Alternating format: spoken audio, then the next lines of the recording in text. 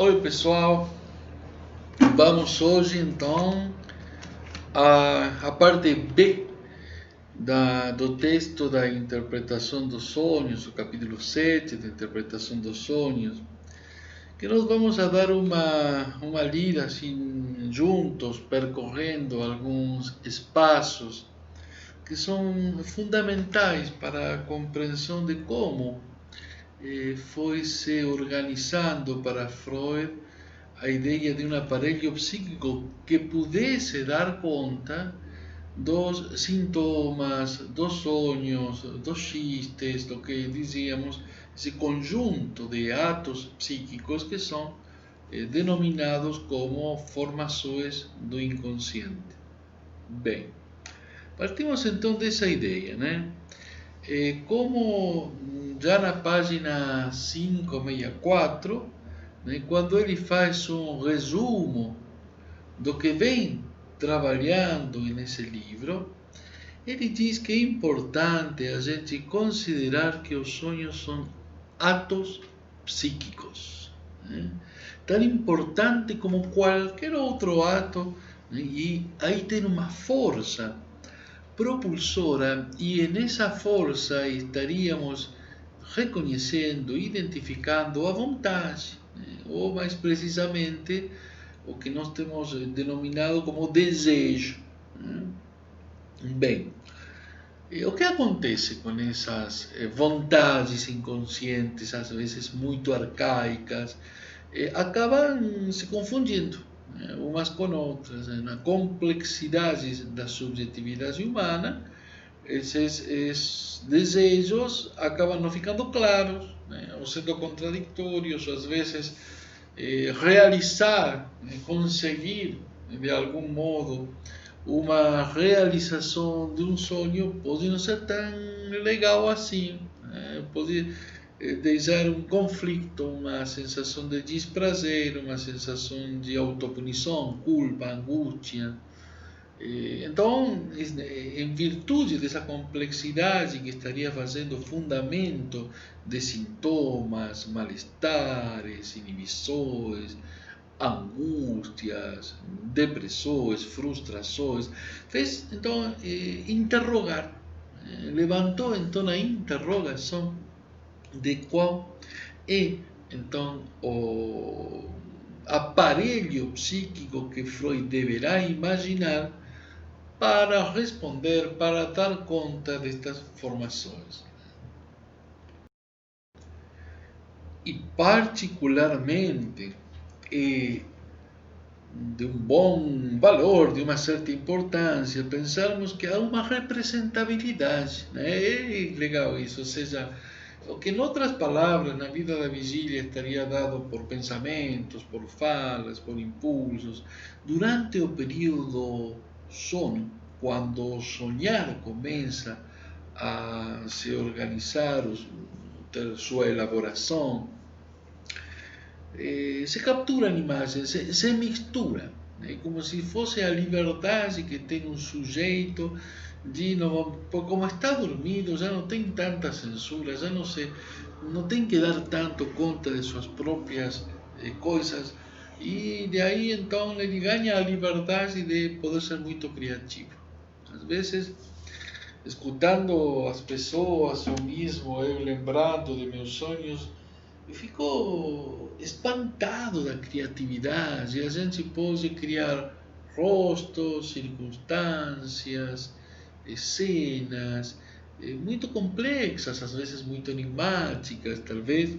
Se me ocorre agora pensar que é em razão desse enigma do sonho que se canalizou tanto esta via real, esta via directa, esta via régia, como dizia em alguma parte do texto de Freud, a interpretação dos sonhos, para sustentar a interrogação sobre o psiquismo, né? Bem, então ele já nos dá a primeira ideia, de dizer, olha, se eu peguei aquele sonho, né, que falávamos no vídeo anterior, né? Pai, não vê que estou queimando? Né? Puxava, né? A criança que já estava morta, né? Dentro do sonho não, é uma nova cena, né? E nessa nova cena a vivência do sonho é que aquele morto aparece vivo e diz, puxando o braço, ô pai, não vê que estou queimando? Mas como censura, é? E ele diz, olha, eu peguei esse sonho, isso já na página 565 do texto de vocês, na parte lá, na parte lá inicial do parágrafo, né? Olha, temos aqui a característica psicológica mais geral, né, e mais notável do processo de sonhar. Um pensamento, né, sobre algo desejado, né, objetiva-se no sonho e é representado numa cena, segundo o que parece, é vivenciado. Isso é fundamental. São atos psíquicos. Os sonhos são atos psíquicos vivenciados, experimentados, no aqui e agora, no presente, com imagens. Né? É diferente de lembrar de uma coisa, de relatar uma coisa. Por mais sugestiva que seja uma fala de um relato, a gente sabe que estamos escutando um relato. Agora, em um sonho, quando vivenciamos essa novidade construtiva da nova cena, bom, nesse ponto já estamos em um nível de construção bem mais apta para realizar nossos desejos. É como quem vai, por exemplo, a diferença entre ler Hamlet e assistir Hamlet. Há uma vivência no teatro muito mais rica, implica muito mais nossas pulsões, nossos impulsos. Né? Objetos fazem causa, captura, de algum modo levam nosso desejo, nosso interesse. Então, aí ele vai fazer um engate, dizendo, olha, é interessante no sonho não só que é vivenciado, sino que sempre é relatado em tempo presente. Né? Igualzinho, bem parecido com as fantasias, essas fantasias diurnas, esses momentos nos quais a pessoa fica em um devaneio, a partir de uma vontade, como seria se tomara, acontecesse, né? Encontrar-se com fulano, ter um tipo de conversa, e essa fantasia vai sendo elaborada em um tempo onde se captura, se separa da vivência da realidade. E talvez em um meio agitado, como pode ser um metrô, um transporte público, a pessoa se isola de seu contexto e começa a se imaginar que está dialogando. Muitas vezes a gente vê, aliás, na rua, no transporte público, algumas pessoas fazendo expressões de preocupação, ou pessoas que vão falando sozinhas pela rua, assim, imersas nas suas fantasias. Né? Então, gente, é tudo um tempo presente. Isso Freud coloca como interessante para nós pensarmos na construção do sonho, na construção do sintoma, né? E a possibilidade de nós estarmos em um ato, em uma cena, né? E em uma vivência presente, né? Desse desejo arcaico. Agora bem, o fato de estarmos então ante uma nova cena, ante uma nova vivência, nos faz necessário levantar algumas questões. Né? E onde se formam essas cenas? Como é que se desconstrói tudo e se ergue esse tipo de novo mundo onírico, novo mundo dos sonhos? Então ele diz, olha, é uma história bastante velha, já em 1889, nos vai dizer na página 566, a cena de ação dos sonhos é diferente da vida representacional da vigília, segundo Fechner. Né? Ele diz, olha, essas formas a gente vai ter que, de algum modo, construir. E aí ele está dando já os argumentos para essa construção do aparelho psíquico, da primeira tópica. Tema que nos resulta bastante interessante para ver que tipo de construções Freud teve que estar imaginando para poder transmitir o que ele vivenciava, que acontecia quando ele escutava as histéricas falando de seus sintomas, as histéricas falando de seus sonhos, enfim. Uma advertência, eu me lembro que Lacan, eu acho que deve ser o seminário 1, coloca, e eu acho que é muito atual e interessante, né? É dizer, ele não vai, evita cuidadosamente, nos diz na página 567, terceira linha, diz, vamos evitar falar de anatomia. Ele já tinha feito um projeto de fazer uma psicologia para neurólogos, e abandona isso. Muito tempo depois o resgatam e veem, olha só, Freud andava com estas ideias e até pensava em falar de células, neurônios, dendritas, conexões, mas diz, tudo isso não vai servir para nada, isso é biologia. Ele diz, não vou ser esse tipo de materialismo substancial e físico, ele vai buscar uma materialidade na própria escuta, no próprio vazio que davam algumas palavras, às vezes em construções, vazios de sentido. Isso cautivou mais a interrogação, cautivou mais o interesse deles. Bem, e a outra ideia, uma conselha, e eu acho que eu tomo sempre isso como quando me empolgo com alguma teoria, com uma construção, ele diz, a meu ver, diz Freud na página 567, no mesmo parágrafo, ele diz, a meu ver, é lícito darmos livre curso às nossas especulações, desde que preservemos a frieza de nosso juízo e não tomemos os andaimes pelo edifício. Então, que será que dentro desse mundo psíquico existe o inconsciente? Bom, tem autores, o próprio Lacan diz, não, o inconsciente não existe. Né? Então, qual é o lugar de um conceito, o lugar de uma instância psíquica inventada para dar conta de malestares, de imagens, de funcionamentos mentais e psíquicos? São só andaimes, são só a parte que te permite ir subindo, que te permite, o andaimes dentro de um prédio, te permite chegar a uma parede, chegar a um teto, subir e trocar uma lâmpada, mas não é o prédio. É uma construção que fazemos para trabalhar dentro dele. E essa ideia, me parece, gente, que é uma ideia muito clínica, no sentido de que quando a gente vai para uma supervisão, a gente vai trabalhar, vai tentar ler o andamento do nosso trabalho com conceitos, com construções, nunca devemos nos afastar da ideia de que não devemos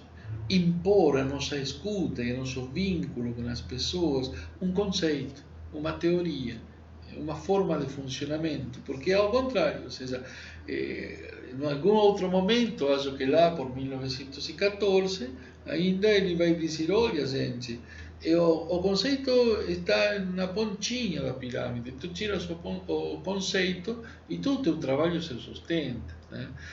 O que a gente não pode invertir e colocar todo o teu trabalho sobre só um ponto conceitual e teórico, ele deixa toda esta construção de andamios dependente sempre posterior ao que é a própria vivência clínica que vai norteando ele. Chegamos então à ideia de que ele vai falar de localizações dentro do psiquismo, virtuais, invenções dele, instâncias psíquicas. Isso já é está muito presente em alguns textos antigos, as metáforas para representar o psiquismo. Isto é isso, ou seja, é uma construção onde ele situa instâncias. Né? Logo teremos bastantes instâncias. Né?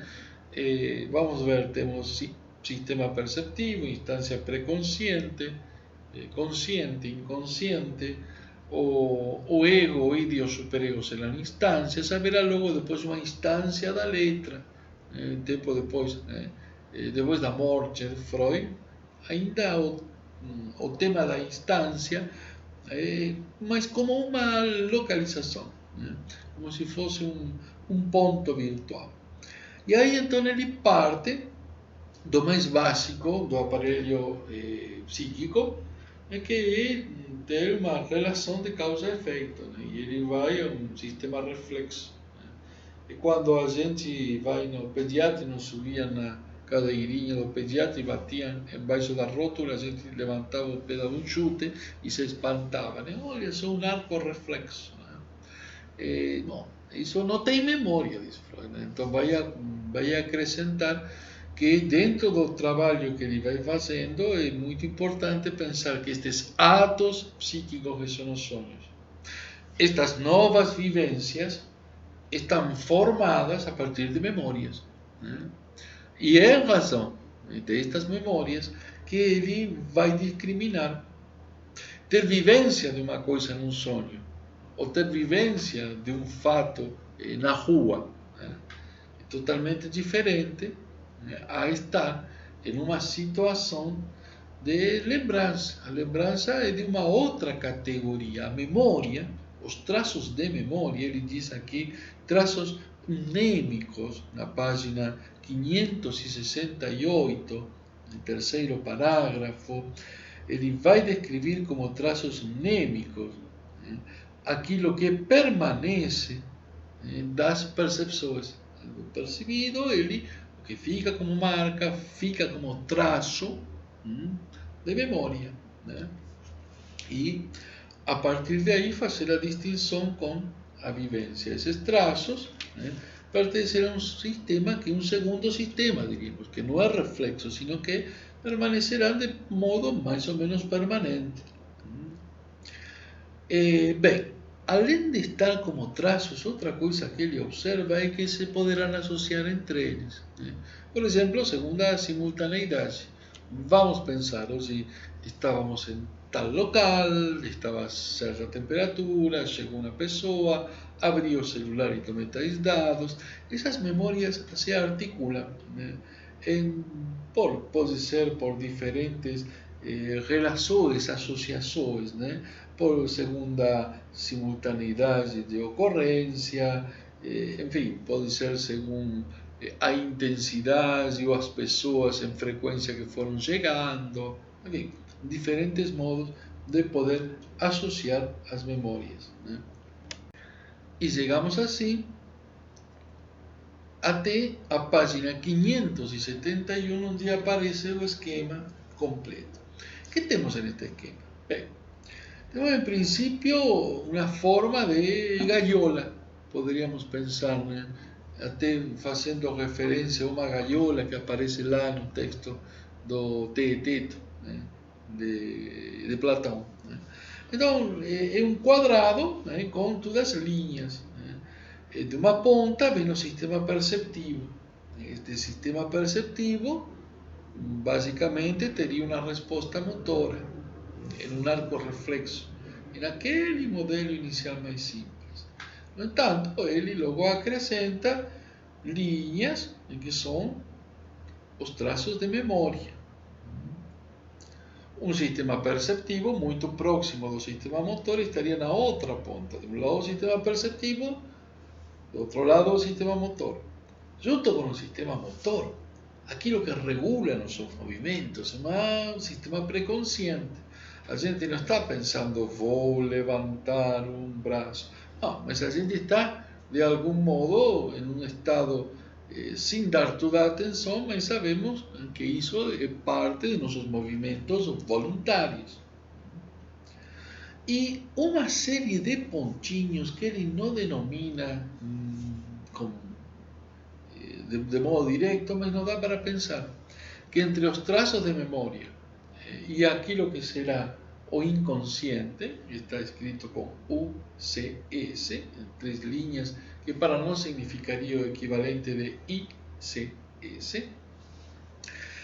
Essa parte que não tem acesso ao pensamento estaria de algum modo com certa suspensão, certo desejo, certa causa, ou pontinhos de associação, né? Mas enfim, ele figura nessa figura 3, desenha uma representação de um aparelho, né? Ou seja, aquilo que faz movimento e construção de sonhos enigmáticos, de sofrimentos, modos de sofrer também muitas vezes enigmáticos que levam as pessoas a precisarem falar. Então aí, nesse momento, aparece também a possibilidade de ele se interrogar, visando a esclarecer mecanismos psíquicos, como é que se dá, então, essa forma de experiência, essa forma de algum modo, de uma forma alucinatória, no sentido de imagens em tempo presente, com sensações, é a representabilidade do sonho. Agora bem, ele vai interrogar como é que se dá esta representabilidade do sonho, e ele então vai ordenar, né? Assim como um aparelho de percepção e sistema motor, uma reação se daria em um sentido, né? Posteriormente, para reorganizar essas imagens, esses traços de memória que conformam um sonho, ele vai dizer, vamos pensar, né, que se dê em um sentido regressivo, né? Então, essa regressão se produz a nível psíquico diferente de uma rememoração, né? Nos vai dizer na 573. A rememoração deliberada, ou seja, aquela que é escolhida, e outros processos do pensamento, implica, né, uma forma de um movimento, né, de lembrança aos traços de matéria-prima subjacentes. Nesse sentido, vai se buscar a forma do material percebido, né? Aquilo que se percebeu anteriormente, que vai dar fundamento a essa nova cena construída no sonho. No entanto, é importante colocar que durante o processo de regressão, no sonho, o que ganha é o tempo presente. Isso é vivenciado, não é só lembrado como traço de memória. A regressão, então, a regressão é um conceito importante para Freud porque permite ele imaginar movimentos, imaginar modificações. Posteriormente, poderíamos dizer que houve espaço teórico de outros psicanalistas que pensaram além da lógica do movimento das representações, né? Mas é interessante também não esquecer de que se trata de um paradigma que para a época foi muito inovador, né? Uma possibilidade de construir para explicar o sofrimento humano e para explicar as formações sintomáticas, ou até para explicar produção artística, provavelmente, esses movimentos, né, regressivos que aconteciam no psiquismo. É importante destacar que regressão para a clínica é só esse conceito, não tem outro tipo de valor. É um momento importante para pensar que a regressão é só para indicar, a modo explicativo, dentro de um aparelho virtual, um aparelho psíquico, isso que passa a ser de uma vivência passada, volta a recuperar traços de memória, e esses traços de memória seriam a matéria-prima. Esses traços de impressões antigas são matéria-prima para formar sonhos. E uma recuperação dessa memória seria o que ele denomina regressão. E por que é importante também situar isso? Porque, bom, na nossa contemporaneidade vão aparecendo muitos elementos, gente, de propostas alternativas, inovadoras, ou supostamente tradicionais de outro tipo de culturas. E às vezes aparecem, por exemplo, apareciam tempos atrás, uma década atrás, terapias regressivas, uma espécie de hipnoses que levavam os espíritos a outros períodos, outras épocas medievais. Então alguém, por exemplo, dizia que tinha sido um príncipe, ou que tinha sido um guerreiro romano, ou um escravo, tipo Espartaco, a rainha Isabel da Espanha. Interessante que nunca eram plebeios, geralmente, bom, sim, no caso de Espartaco era alguém escravo, mas não era também plebeio. Nunca eram pessoas, sempre interessante que o ego chama sempre para que o sujeito nessas terapias acabe tendo algum tipo de lugar histórico importante. Não, piada à parte, o que eu quero a gente situar é que não confunda o fato de nós termos um termo neste momento para pensar un paradigma, un exemplo, uma dissecação de freudopsiquismo em algo que às vezes aparece popularmente ou mais ou menos eh, explicado, mas que não tem nada a ver com o nosso trabalho. Aquilo que a gente trabalha corresponde a um conceito muito mais preciso. E quando ele então vai nos dar um par de exemplos, né, para pensar o que é a regressão. Um desses é um paciente, um menino de 12 anos, né, ele não conseguia dormir de noite porque apareciam imagens de rostos verdes com olhos vermelhos. Numa época, talvez, onde não existia tanta mídia, né, porque hoje eu me lembrei de a máscara, né, não a máscara do coronavírus, sino a máscara de aquele filme que eu acho que em algum momento era verde também, né? Este menino lá deve ter acontecido por 1800 e tanto, imaginou isso e se assustou, né? E então foi quando começa a escutar, ele vê que a mãe teria mostrado como um guri que era muito bagunçado tinha ficado meio da pele esverdeada e o rosto com os olhos avermelhados. Então, qual é a articulação que este paciente de 12 anos acaba fazendo? E se ele tinha algum tipo de hábito não muito culturalmente aceito, ou hábitos masturbatórios, dos quais ele se estaria culpando, tá? Então, nesse momento, né, aparece uma autopunição, né, em esses rostos, né, que aparecem porque ele também teria sua cota de culpa ante a censura da mãe. Então, esta criança vai e diz, olha, se os meninos tornam-se idiotas e morrem muito cedo, né, por essa questão de seus maus hábitos, ele apresentaria então também essa característica como uma assombração, uma espécie de controle, de condena sobre seus atos. Onde estaria a regressão? Bom, naquele momento de não poder dormir de noite, porque nesse estado de insônia, quando ele ia pegando o sono, ia dormindo, se projetavam essas imagens sobre sua mente.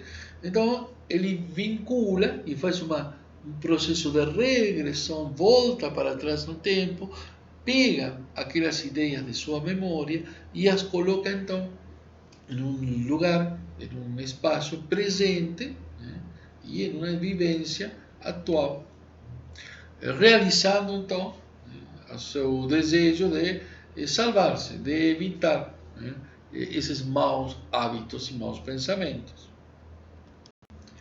E aqui na 575 observo também que é sobre a imagem, é sobre a visão que uma mãe tem, estava no quarto com seu filho, que entra o irmão e ela se assusta e cobre o seu filhinho com um lençol. E nesse momento ela vê, mas o meu irmão está internado, o tio da criança está internado no hospital, não está aqui, foi uma alucinação, mas só bastou cobrir a criança para que se desvanece essa alucinação. A babá contou para esta mulher muito tempo atrás, e foi para lá atrás que a mulher, na sua memória, pegou aqueles traços mnêmicos, aqueles traços de memória e reorganizou seu momento atual. E como é, então, essa relação de reorganização? Bom, a partir de que a babá conta a história, Freud escuta e enlaça. O que aconteceu? Né? O irmão desta paciente, conta a babá, um dia entrou no quarto da mãe com um lençol branco fazendo-se de fantasma. A mamãe, que não deveria haver estado talvez nas suas boas situações psíquicas, levou um grande susto e ficou convulsionando. História verdadeira, história fantástica, familiar, pouco importa. O que sim que a mulher recria essa situação com as mesmas palavras, né? Com o aparecimento do irmão, com o lençol, com o susto, e coloca aí uma certa preocupação, porque o seu filhinho teria uma certa semelhança física com o tio, né? Então aí estaria, será que este menino também vai para ser internado lá em uma clínica? Enfim, são exemplos que nos vai trazer Freud, que visam, né, a mostrar como essas memórias estão sempre presentes como traços, como marcas, que de um modo podem se dispor para reconstituir diversas elaborações. Sonhos, talvez, sejam os mais artísticos, diria, onde mais o sujeito do inconsciente está dormido, despreocupado, e consegue investir muita criatividade, né, sobre esses elementos. E sintomas também. De entrada a gente não reconhece, porque de entrada parece que tudo fica em certa inibição, medo, desprazer, tristeza, confusões, ou situações de angústia, mas quando a gente começa a percorrer, a acompanhar essas cadeias de falas, cadeias de associações livres, a gente vê que é preciso um grande trabalho, uma grande construção, geralmente afetivamente muito comprometida, eticamente também, situando um posicionamento do sujeito nas suas realidades do seu mundo, sua realidade social, sexual, e acabam, sim, sendo situações criativas que implicam ou que validam a possibilidade de nós termos estes procedimentos técnicos, né? Bem, na página 577 ele faz uma reunião dos conhecimentos tomados. Eu gostaria de tentar rever isto prestando atenção de que tudo parece partir de certo impulso, de um movimento inicial, de um desejo, de algo que quer ser novamente vivenciado, né? Então podemos pensar, por exemplo, em uma situação de um sugar arcaico de deleite que salvou a vida da criança que sentia que morria de fome. Pega então o seio, chega até ele, o seio, né, e dá uma satisfação. Uma primeira vivência de satisfação, uma primeira sensação de satisfação que marca, né, que um impulso, né, esse impulso é algo que visa a realizar, a trazer de novamente, mais uma vez, a vivência, o ato, né? Esse impulso logo se recria, né? Mas a gente, mesmo que aqueles desejos arcaicos, inconscientes, pretéritos, né, permanecem sempre vivos, eles não podem ser realizados, né? E geralmente entram, como aconteceu com o menino de rosto verde e olhos vermelhos, ou com a mulher do lençol, às vezes os desejos são contraditórios, são opostos, implicam complicações, então não se accede tão facilmente, são censurados. Se por um lado tem uma vontade, essa vontade me é censurada. Quando a vontade é censurada, então, o que faz essa energia? Vai buscar lá atrás nos traços de memória. E desses traços de memória ele os reorganiza. Agora, sair da censura, né, e voltar para trás até os traços de memória, isso é o que ele chama de processo regressivo. E é nesse processo regressivo, diz, o sonho adquire o atributo da representabilidade, né? E nesse processo regressivo, o sonho, o sintoma, vai vivenciando uma possibilidade de se tornar uma nova cena.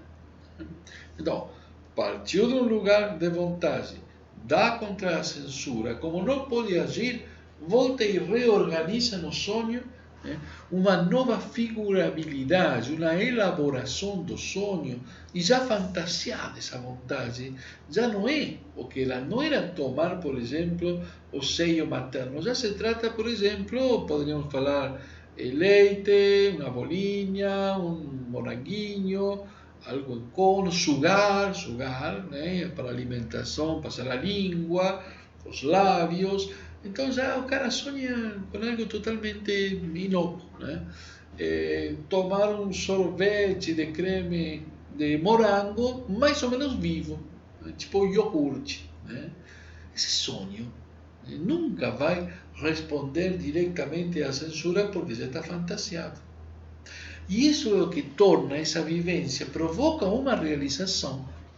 E essa realização tem muito elemento importante para Freud, conseguir escutar quais são as vontades. Né? Quando começava a percorrer então os sonhos, quando começava a percorrer qualquer coisa que o paciente trouxesse a partir da atenção de sua orelha vazia, Freud conseguia então interrogar, manter a interrogação, a ver como estavam as vontades dessas pessoas e com que conflitos iba conseguindo se organizar com inibições, sofrimentos, angústias, frustrações, depressões, etc.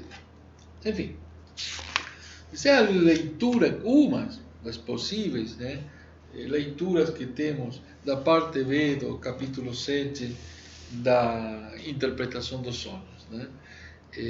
Há uma importância trazer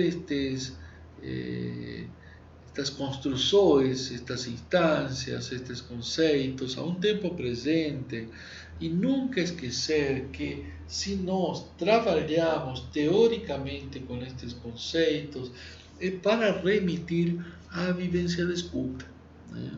Sem a qual a gente acabaria em uma descrição do psiquismo pela descrição mesma. Né?